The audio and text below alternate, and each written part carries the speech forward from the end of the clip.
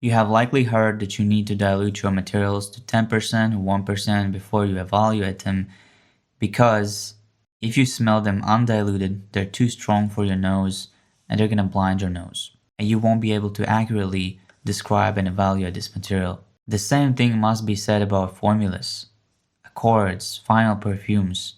It seems like common sense because those things are made from these materials. But for some reason, to me, this was not common sense and I only learned about it a few weeks ago. That's why I'm sharing this video, is to tell you that when you evaluate a formula, especially the top note, accuracy, and diffusion, make sure to test at different concentration levels and start lower, something like 10%, to avoid noise fatigue. An example, recently I was recreating Parfum de Marly Layton that I found on Ryan Parfum's YouTube channel, the formula, and it was supposed to smell professional because it's a professional perfume, but it smelled really weak and I did not smell the top notes.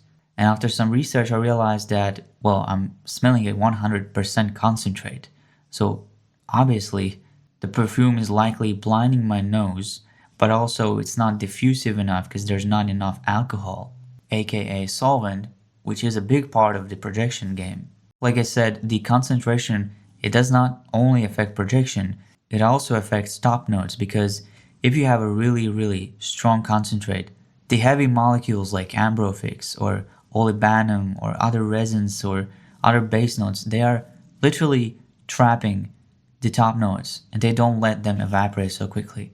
This is why when I was smelling this latent formula, I could not smell the mandarin because it's just not evaporating.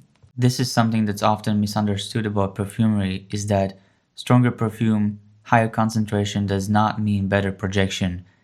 Yes, it means better longevity, but even so, longevity isn't just made by increasing the oil to solvent ratio, it is built into the perfume using the right materials in the right structure, which means that there's rarely a need to test at higher percentages, at least not for beginners, so I recommend sticking below 20% when you evaluate your formulas.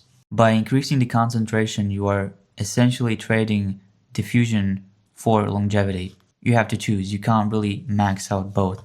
I'm not saying this is impossible, it's just what the physics and chemistry describe this trade-off as. To summarize this video, when you evaluate a formula, especially top notes and diffusion, make sure to test at lower concentration to avoid noise fatigue and get the best idea for how this perfume actually smells like.